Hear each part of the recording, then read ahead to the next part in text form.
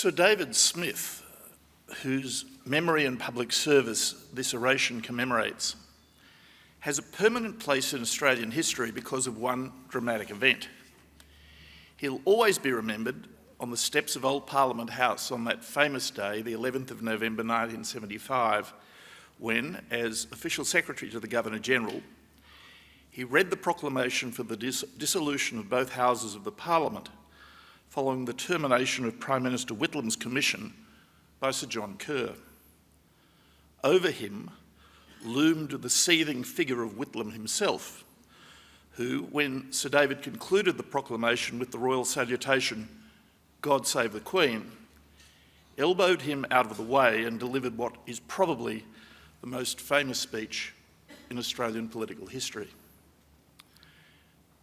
It is not sufficiently appreciated that what Sir David did that day was not just an important ceremonial formality, but an act of real physical courage, given the dangerous fury of the crowds that had gathered in front of Parliament House as news of the dismissal spread across Canberra, a rage which Whitlam's words were deliberately crafted to inflame.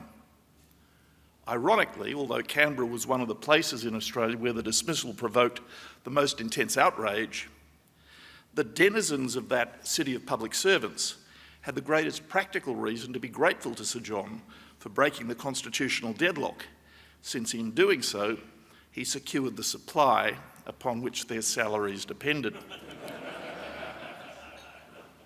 Sir David Smith was more than just a cameo in a famous photograph. He had a distinguished career in the Australian public service, culminating in his appointment in 1971 as the head of the government branch of the Department of Prime Minister and Cabinet. From that position, he was chosen by Sir Paul Hasluck to be his official secretary in January 1973. With his detailed knowledge of public administration, he was a natural fit. In particular, between 1963 and 1971, he'd been the Secretary to the Federal Executive Council.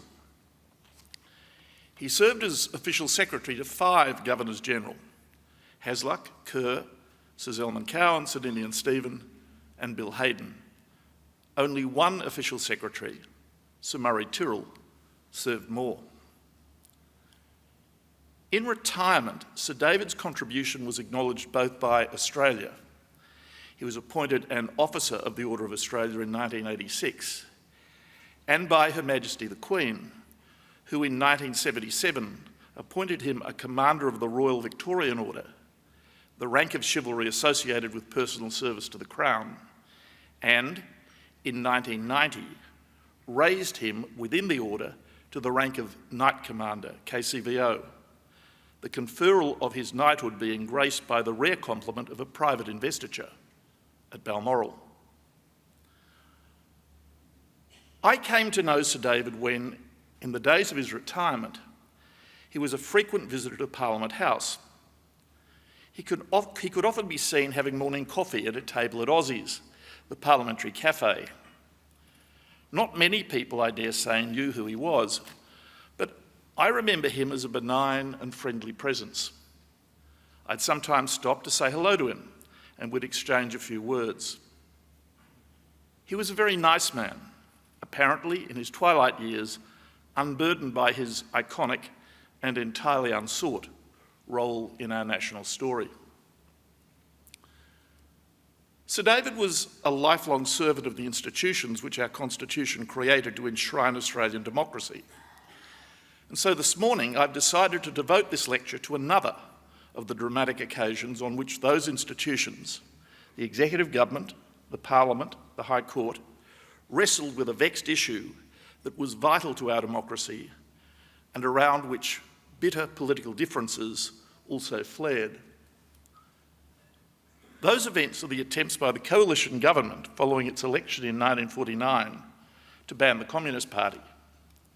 It was the great political controversy of the day, perhaps not quite so dramatic as the events of 1975, although they bear one important similarity. Their ultimate resolution came with the democratic verdict of the people. At the constitutional referendum of September 1951, famously against all expectations, the proposal was defeated by the exceptionally narrow majority of 52,000 out of 4.75 million votes cast, 50.5% to 49.5%. It won a majority in 3 states, Western Australia, Tasmania and, of course, Queensland.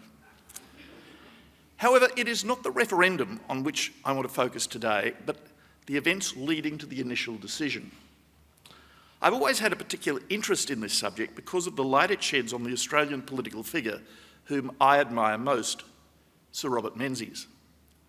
Menzies, who identified with the Gladstonian liberal tradition in Britain and was a legatee of the Victorian interpretation of liberalism associated with Alfred Deakin, was, to use the British terms, a Whig, not a Tory, and in 1944 had consciously fashioned his great creation, the Liberal Party, to be the custodian of the values of classical English liberalism. In keeping with that tradition, throughout his career, Menzies had always been a fervent champion of political freedom and of its most essential ingredient, freedom of speech. That commitment can be traced to well before he began his career as a politician. Menzies' earliest published work is an essay entitled The Rule of Law During the War, for which he won the Bowen Prize at the University of Melbourne Law School in 1917. In it, he wrote, "In anything less important than war, a hampering of freedom of expression might justly be considered a violation of one of the fundamentals of the Constitution." 26 years later, during the next war, he made essentially the same argument in the second of his Forgotten People broadcasts, Freedom of Speech and Expression. One interesting difference is that in 1917, as a 22-year-old law student, his argument was the lawyer's one based on constitutional principle. In 1943, as a seasoned former Prime Minister, he based his argument on political values. But whether as a constitutionalist or as a classical liberal, his defence of freedom of speech was steadfast and consistent.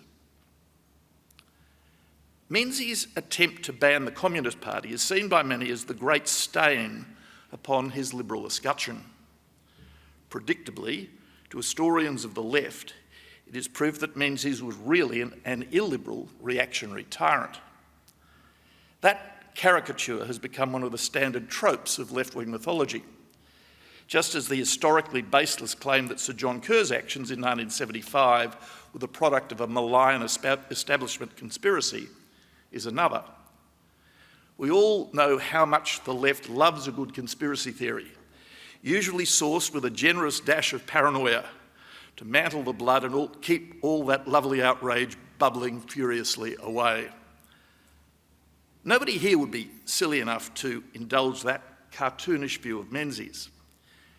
Yet, for classical liberals too, Menzies' decision to ban the Communist Party is problematic. It was controversial within the Liberal Party at the time, and it has been ever since. Famously, 2 leaders of the Victorian Young Liberals, Ivor Greenwood and Alan Misson, both future senators, one bone dry, the other wringing wet, publicly condemned it as a violation of an important liberal principle. And it was not, on my side of politics, just opinionated young liberals who were opposed. Menzies' plan was also publicly criticised by no less a figure than Sir Norman Cowper, legendary senior partner of Allen and Hemsley, in which capacity he'd instructed Garfield Barwick KC in his successful challenge to the nationalisation of the banks, director of numerous public companies, draftsman of the Constitution of the United Australia Party, and president of the Australian Club. There was no more authoritative voice of the establishment. The issues split staunchly Liberal voting families, including that of John Howard, who tells us in his memoirs that while his father was firmly in favour of the ban, his mother had serious misgivings. Of one thing I have no doubt. The true history of these events and the complexities in Menzies' thinking which that history reveals is utterly at odds with the simplistic version promoted by the left. In this lecture, I want to explore the way in which Menzies approached and struggled with the issue over many years and why he ultimately resolved it as he did. Ever since the First World War, when Parliament enacted the War Precautions Act, the executive government has had wide powers to proscribe by regulation during wartime organisations where to do so was deemed necessary or expedient with a view to the public safety and the defence of the Commonwealth. When the Second World War broke out with the Nazi invasion of Poland in September 1939, the Menzies government did not immediately use those wartime powers to ban the Communist Party, notwithstanding that it was the Soviet Union, by the Molotov-Ribbentrop Pact of the previous month, that had given Hitler the green light. However, following the Soviet invasion of Finland shortly after, Menzies was advised that this might lead to the Soviets entering the war against Britain. So, on the 27th of May 1940, Cabinet agreed to use its emergency wartime powers to ban the party. This decision, announced the following month, does not appear to have been controversial at the time. The ban on the Communist Party remained in place until it was rescinded by the Attorney-General in Curtin's government, Dr. Evatt, on the 18th of December 1942. By that time, following Hitler's betrayal of Stalin and the unleashing of Operation Barbarossa in June 1942, the Soviet Union had become an ally. This decision was controversial. It was opposed by the Country Party and by many city conservatives as well. At the 1943 election, the Country Party leader, Arthur Fadden, campaigned on the issue, attacking the government for rescinding the ban and promising to reimpose it. With the war's end and following the summit of the Big Three at Potsdam in 1945, there followed a fairly brief period of uncertainty about how the democracies should deal with their recent ally, the Soviet Union. Winston Churchill, now in opposition, gave his Iron Curtain speech at Fulton, Missouri in March 1946. The previous month, George Kennan, the State Department's leading authority on Soviet foreign policy, sent his famous long telegram laying the intellectual foundation for the West's policy of containment. In Australia, meanwhile, Dr. Evatt, Minister for External Affairs as well as Attorney-General, was urging Chifley that Australia should put its faith in the newly created United Nations as the best vehicle to deal with post-war conflict, in preference to supporting Australia's bilateral partners, the United States and the United Kingdom, or working through the existing multilateral structure of the Commonwealth. It is unclear to what extent the fact that Evatt's private office included no fewer than 3 staffers who had been compromised by the Soviet embassy, as the Petrov Royal Commission later found, influenced his thinking. My own view is that for all his academic brilliance, Evatt was foolish enough to reach that view on his own without needing any encouragement from in-house Russian spies. Australia's first post-war election was held on the 28th of September 1946. On the opposition benches, the Liberal Party, having been first constituted as a parliamentary party only in February of the previous year, was new and untried. It held only 15 of the 74 seats, the remnant of the UAP members elected in 1943. The Country Party, however, had not endured the same travails as its city cousins. It had held together as a solid block of 10 MPs, 2/5 of the opposition, and under the leadership of Fadden, took a more robust view than the Liberals on many things. One of those was communism. Fadden brought a no-nonsense, take-no-prisoners, recognisably Queensland style into the higher councils of the opposition. In his memoirs, he writes of the time This period of opposition, in which I was the leader of the guerrilla band we called the Country Party, suited my temperament. We were like kelpies, marshalling the flock. I pride myself that we missed few opportunities and drove in many of the wedges which finally brought the government down. Why am I thinking of Barnaby Joyce at this moment? On the Communist Party issue, Fadden, having already campaigned for a ban at the 1943 election, was not going to put up with any highfalutin nonsense about democracy or freedom of speech from a smooth-talking Melbourne KC like Menzies.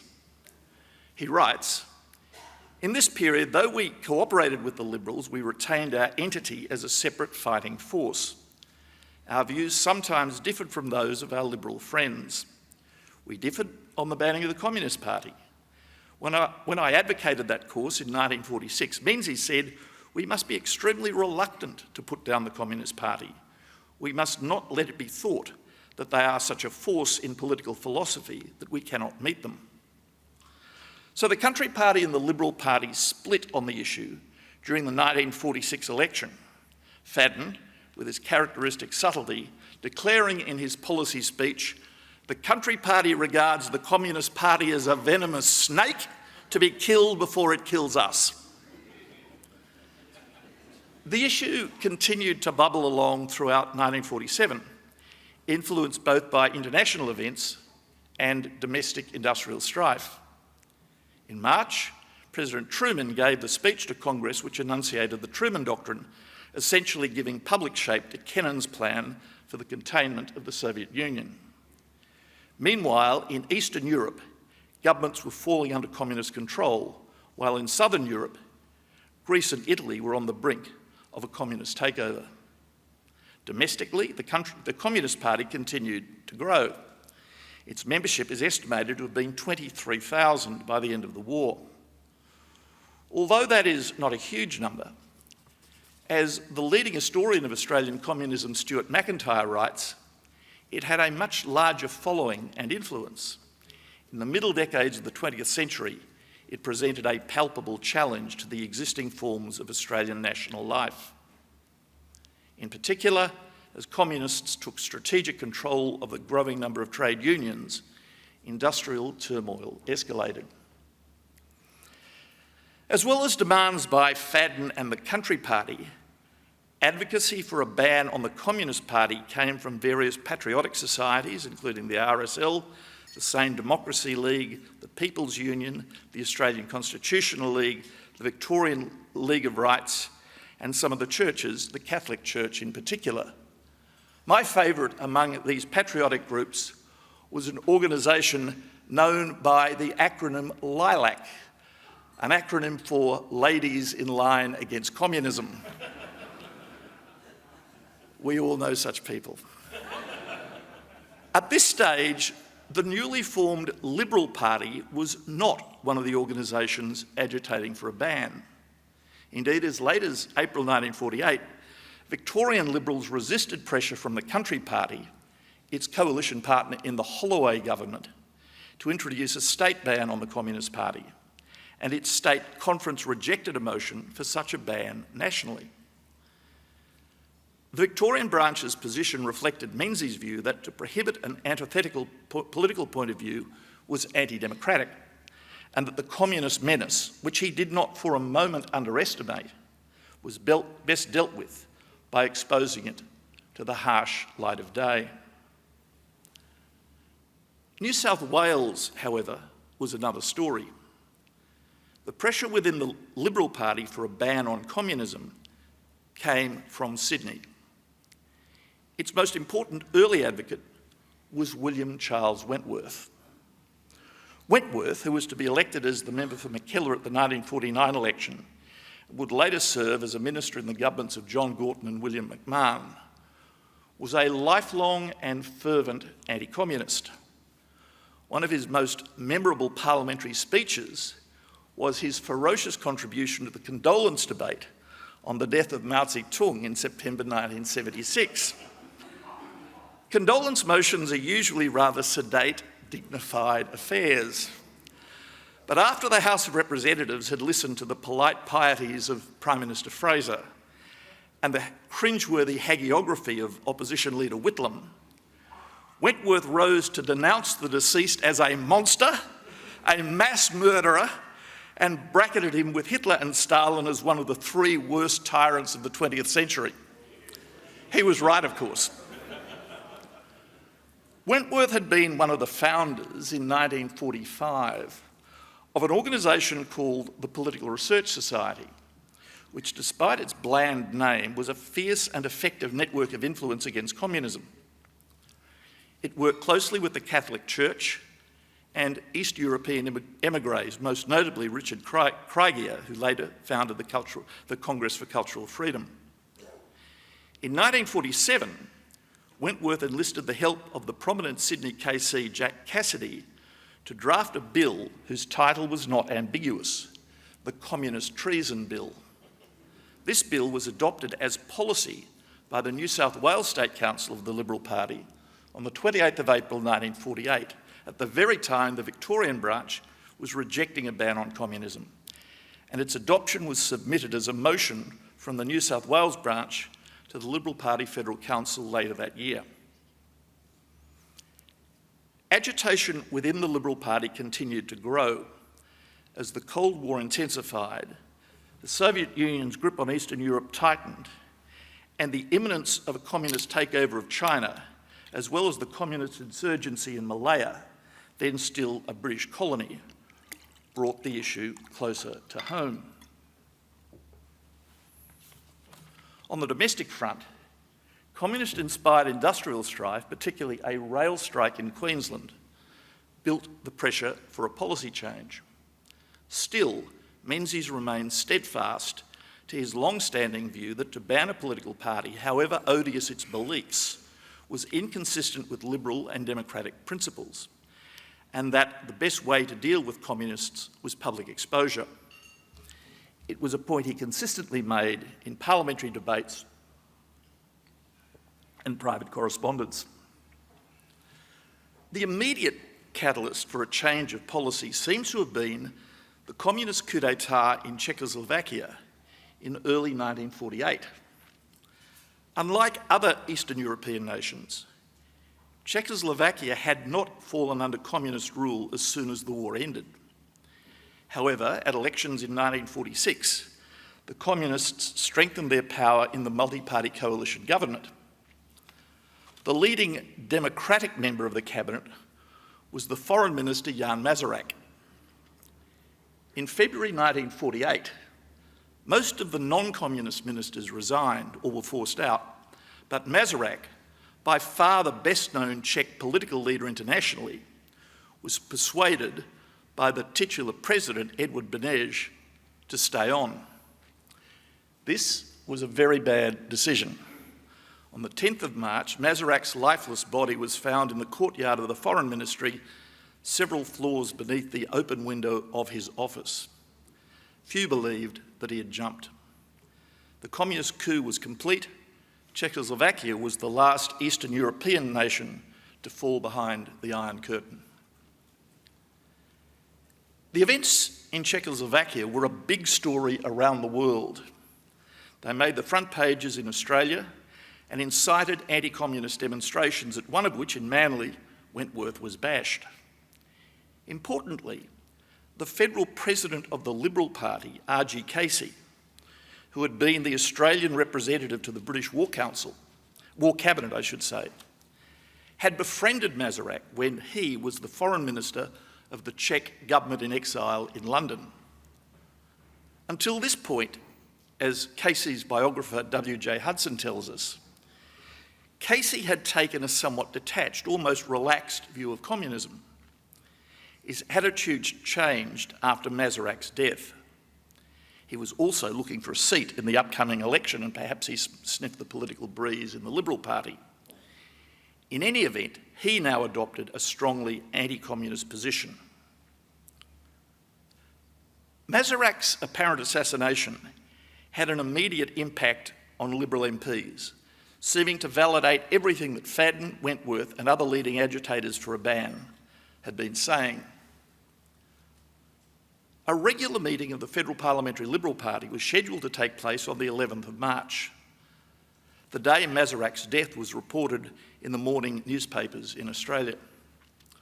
The issue dominated, and the party room resolved to change its position and adopt a policy to ban the Communist Party. One press report at the time credited the Sydney frontbencher Percy Spender, who would go on to be Menzies' first External Affairs Minister, with leading the pro-banning lobby within the Liberal Party to victory. This was, of course, a reversal of what Menzies had said at the 1946 election and had been arguing ever since.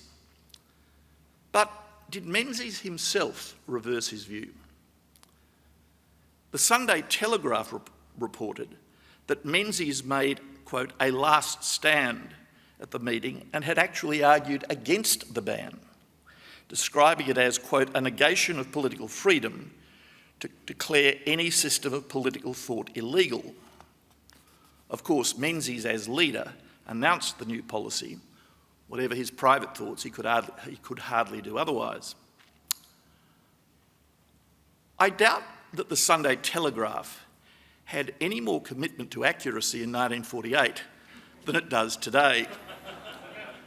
However, there are two pieces of evidence to suggest that Menzies had indeed not changed his mind, at least not at this stage. When Parliament resumed on the 7th of April following the Easter recess, Menzies moved a censure motion against the government on communism. After referring to the domestic threats and the recent events in Europe, the motion denounced the government's failure to take any adequate steps to attack communist activities in Australia or to prevent the employment of communists by the Commonwealth. What is interesting is that just 4 weeks after the parliamentary wing of the party had adopted a policy of banning the Communist Party, there is nothing in the motion calling for a ban or criticising the government for not introducing one. Nowhere in his speech does Menzies do so. It's also interesting that Menzies' appointments diary records that the night before the parliamentary debate, he had a private dinner with Spender, the leading advocate of the ban among the Liberal members of the House of Representatives. Wentworth was not in Parliament yet. It's difficult to imagine that the subject was not discussed and that Spender did not press Menzies on it. Fadden, of course, had no hesitation, demanding that the Communist Party be banned and comparing it with his characteristic flamboyance to the Nazis in Germany, the fascists in Italy, the Ku Klux Klan, and even the Black Hand Society of Sicily. He said, the main reason why all those organisations deserve to be banned is because they are only incidentally political organisations. Their real object is to use brute force to destroy the very laws and institutions which allow them to flourish. Menzies' failure to call for a ban was not lost on the government. Chifley said, the Right Honourable Gentleman has uttered what purports to be a denunciation of a great social evil in this community, but in a speech of more than 40 minutes duration, he did not make one suggestion as to how that evil should be cured. The press has done him a grave injustice. The press for some weeks now has carried announcements that at last the Right Honourable Gentleman has been weaned or forced, I presume forced, from his previous views in regard to communism. One would accordingly have expected him today to have taken the high jump at the suggestion of the Australian Country Party and plumped for the banning of the Communist Party, but he did not do so.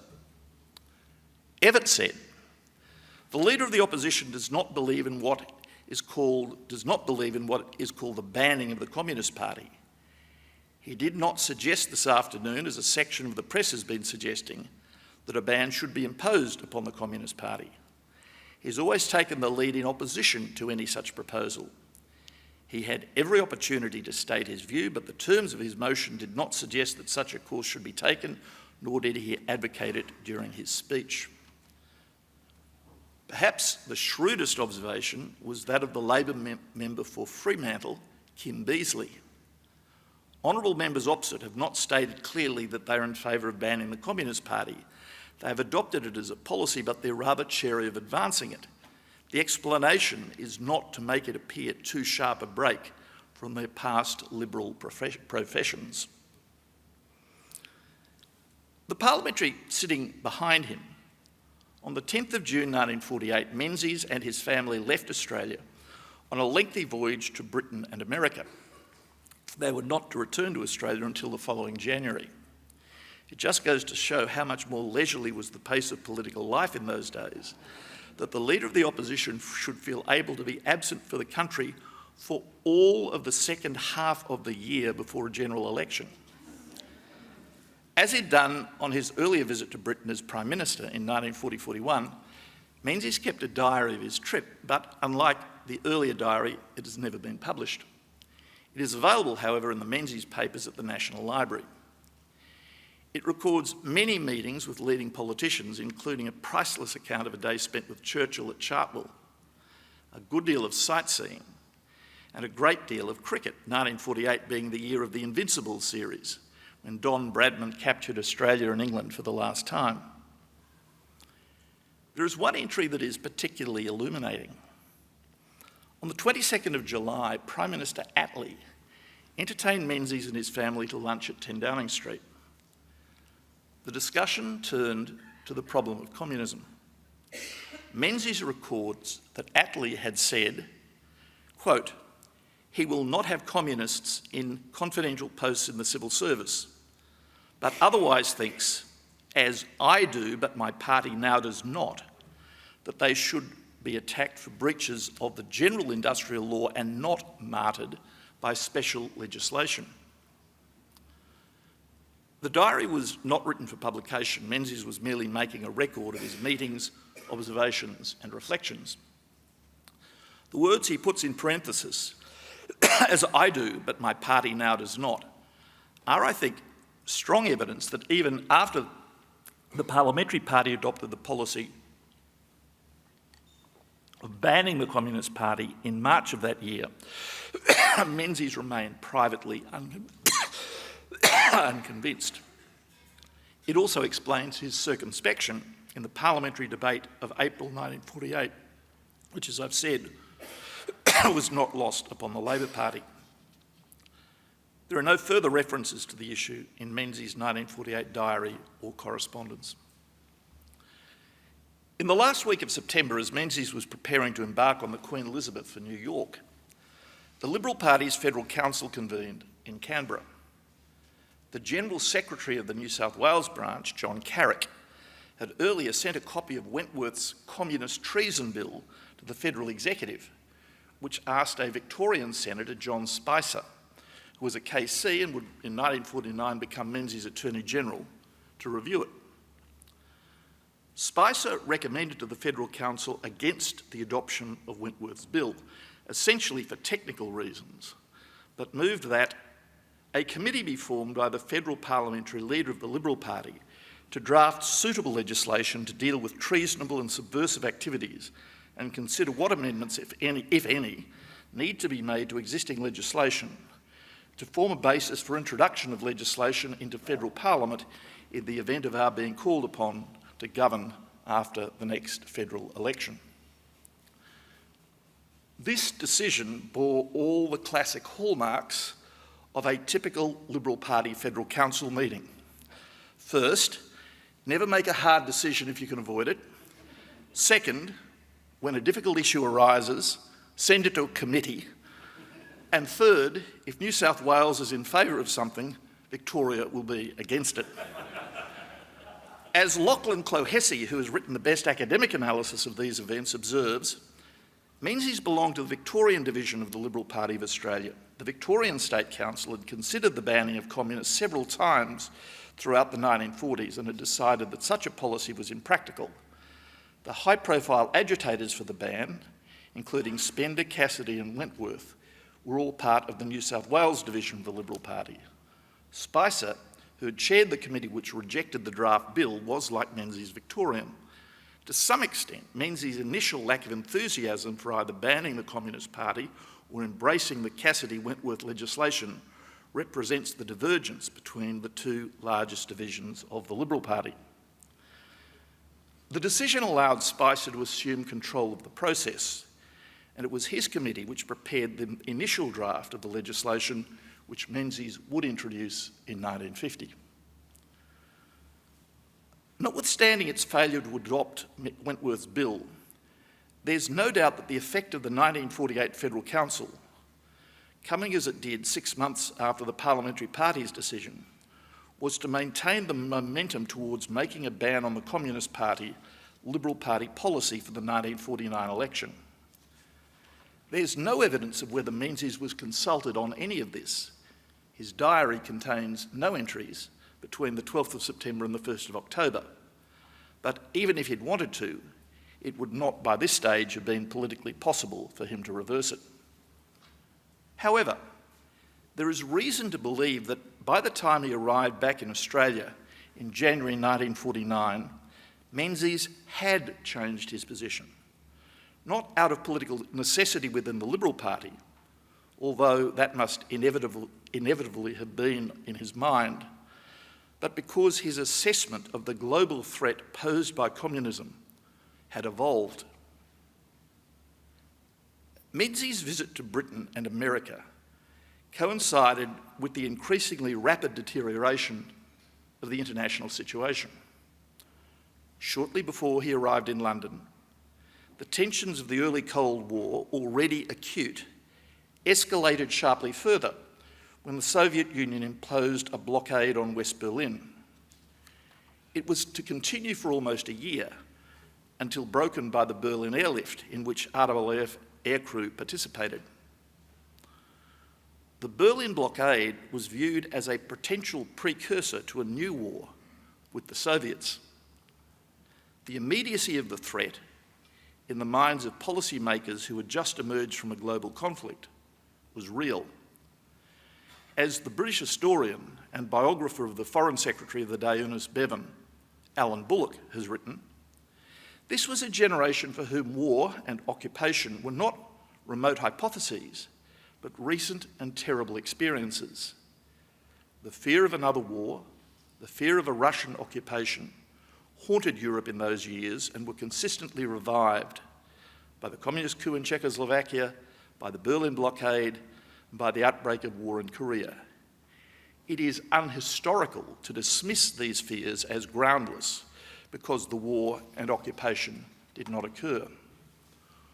In the words of the Australian historian David Lowe, London's view of the Cold War grew apocalyptic in the middle of 1948, the very time that Menzies was in London.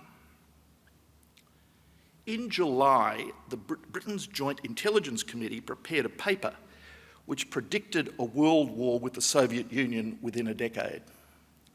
It's important to note that this assessment was made on the incorrect assumption that the Soviets were unlikely to develop a nuclear weapon before about 1952.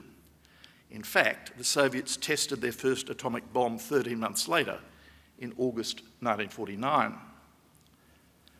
Menzies, although not visiting London in any official capacity, was shown a copy of the paper. Apart from predicting the likelihood of war with the Soviet Union, it also assessed the communist insurgency in Malaya as being intimately linked with the aggressive intentions of Moscow. Lowe writes, one can only speculate on British thinking in showing this alarming document to the leader of the Australian opposition. There was often a fine line between Whitehall's adherence to the principle of Commonwealth consultation and some subtle scheming, of which one can only say that for the British government to share its most sensitive intelligence assessment of the international situation with Menzies, at a time when the British were increasingly frustrated by the refusal of the Australian government, and in particular Evatt, to appreciate the reality of the danger posed by the Soviet Union, may have been scheming, but it was hardly subtle. Throughout 1948, the British Labor government was in fact becoming increasingly exasperated by Evatt's insouciance on the issue of Soviet intentions and the reality of the Soviet threat. When I was in London last week and after I'd written this paper, I spent a day at the archives in Kew looking through the files for the Foreign Office's files for 1948 and its dealings with Australia. And if you'll pardon my slight divergence from my text, let me read you a document which, in all the many generally glowing biographies of Evatt that have been published, has never once been referred to. It's a minute which is marked to be kept on the Secretary of State's private file. Chifley had arrived in London in July of 1948 as well to attend a Dominion Prime Minister's conference. And the minute of the meeting between Chifley and the Labor Foreign Secretary Ernest Bevan reads, "In the course of a private conversation with the Secretary of State this morning, at which no other persons were present, Mr. Chifley said he wished to talk frankly about Dr. Evatt. He felt that relations between the Secretary of State and Dr. Evatt were not as good as they should be, and he'd like the Secretary of State to give him a frank assessment of his attitude. The Secretary of State said that the real trouble was lack of confidence in Dr. Evatt.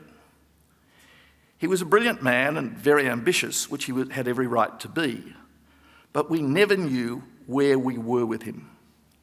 At one time, he was anti-Soviet, at another, anti-American, and at another, anti-UK. It was very hard to define exactly our complaints, but he would sum it up in the phrase that there was no sense of being pals with Dr. Evatt. He had this feeling with the other three Old Dominions, and he could work on terms of absolute confidence with their High Commissioners in London, but he was equally ready to work on these terms with Mr. Beazley, the then Australian High Commissioner, in whom he had complete confidence. But the difficulty was that everything he told Mr. Beazley had to be reported to Dr. Evatt, and at that stage, his difficulties began. Mr. Chifley confirmed that Dr. Evatt had said that he had no personal complaint against the Secretary of State, but that he felt that the Secretary of State had held things back from him. The Secretary of State said that when we consulted the Dominions on foreign policy questions, we had the feeling that Dr. Evatt did not treat our views seriously. Of course, we did not mind criticisms, and indeed we welcomed it, since several heads were always better than one, and we might well be close to the problems that we might well be so close to the problems that we did not always get them in proper perspective. But with Dr. Evatt, we merely received comments which seemed hasty, which gave the impression of being critical merely for the sake of being critical. Or, of course, Dr. Evatt had recently been very helpful over Berlin. Mr. Chifley said that he had told Dr. Evatt to make his statement. But it was a toss-up whether Dr. Evatt was helpful or not on such occasions, and it was always a pleasant surprise when he was. Mr. Chifley said that he much appreciated this talk, which he would not mention to anyone, least of all to Dr. Evatt, but it would enable him to have the matter out quite frankly with Dr. Evatt when he returned to Australia. Elsewhere in that file, there are notes to the file in which Evatt is described by the British, including by the Secretary of State, the Foreign Secretary Ernest Bevan, as a roadblock to dealing with the Soviet Union.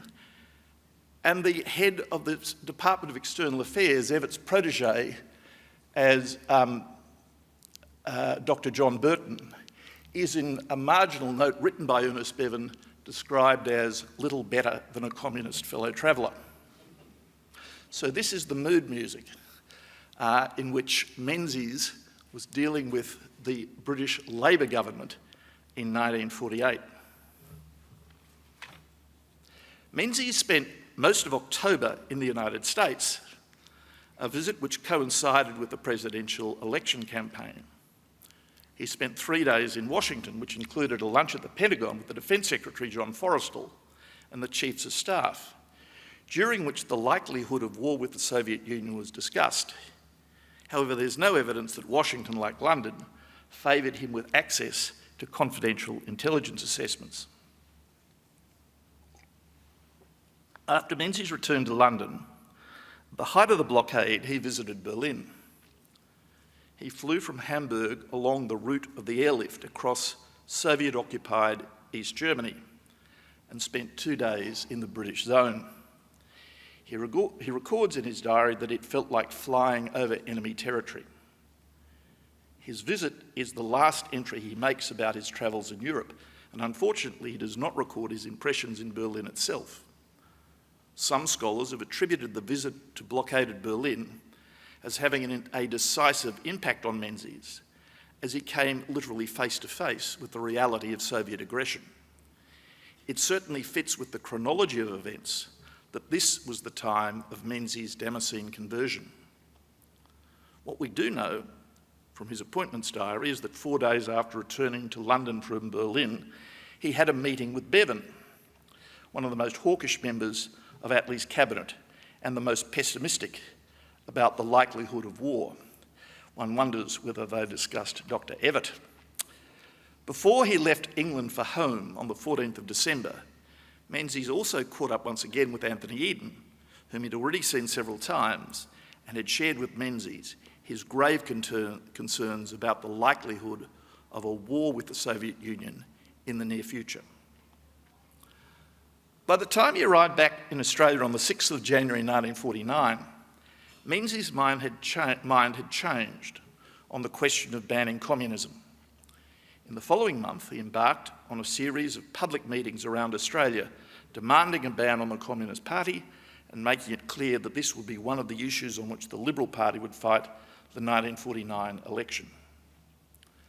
There is no question that Menzies came to this position with reluctance. His thinking was far behind the majority opinion within the Liberal Party, not to mention the Country Party. Until late 1948, he had held steadfastly to the view that, as a matter of principle, it was wrong to suppress the expression of another political viewpoint, however odious. Two things happened that year which changed his mind. The first was the movement of opinion within his own party, both the parliamentary wing by its decision in March and the organisational wing at the Federal Council meeting in September. Although Menzies was, of course, perfectly well aware of the domestic politics involved, as we've seen, even after the party room decision of March, he resisted embracing it and candidly recorded in his diary after his meeting with Attlee on the 22nd of July that it was not his private view.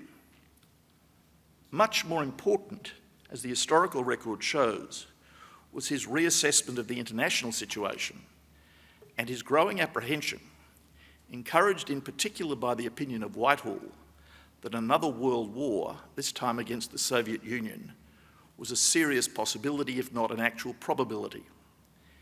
In such a conflict, domestic communist parties would be important agents of enemy influence, or fifth columns, to use the quasi-military language of the day.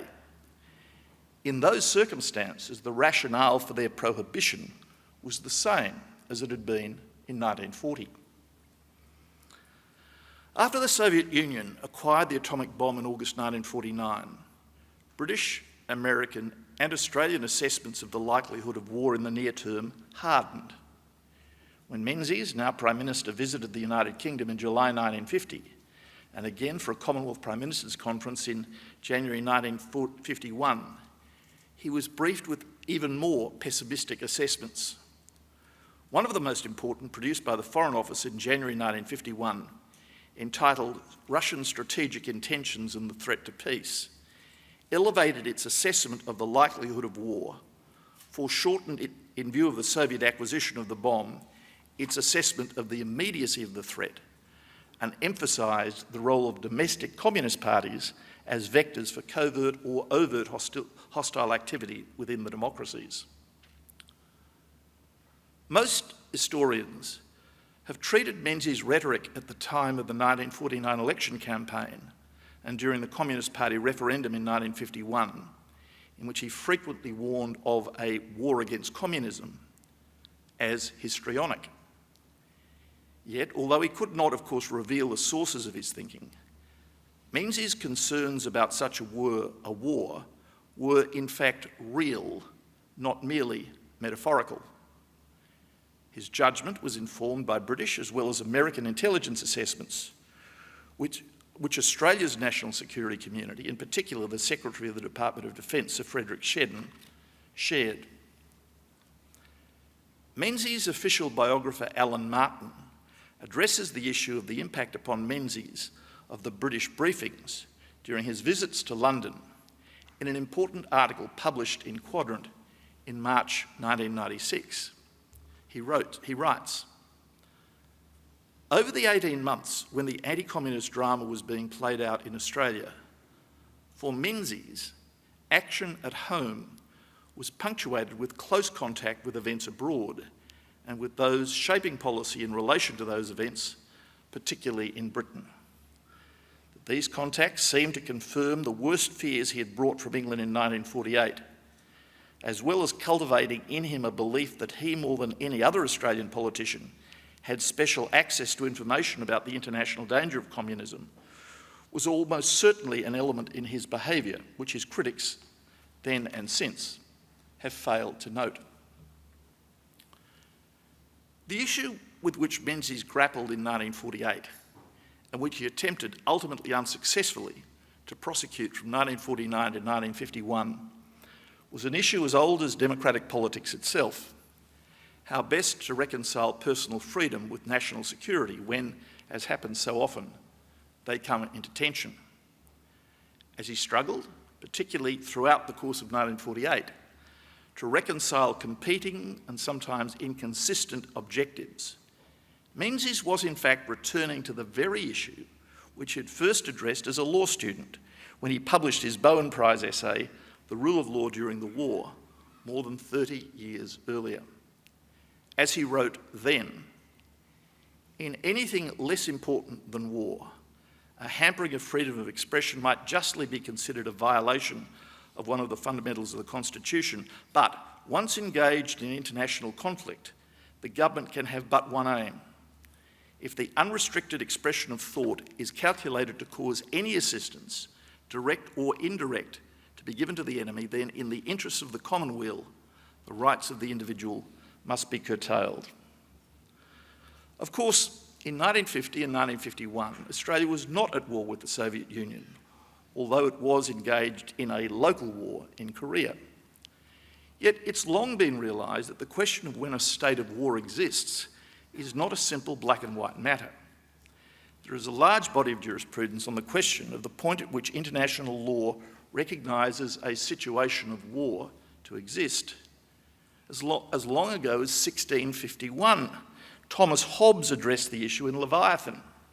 He wrote, "War consisteth not in battle only, or the act of fighting, but in a tract of time, wherein the will to contend by battle is sufficiently known. And therefore the notion of time is to be considered in the nature of war, as in the nature of weather.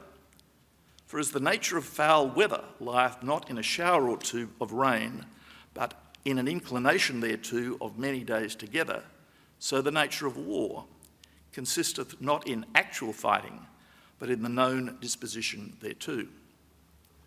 Today, in an age when we're accustomed to concepts like terrorism, asymmetric warfare and grey zone tactics, Hobbes's insight seems familiar to us.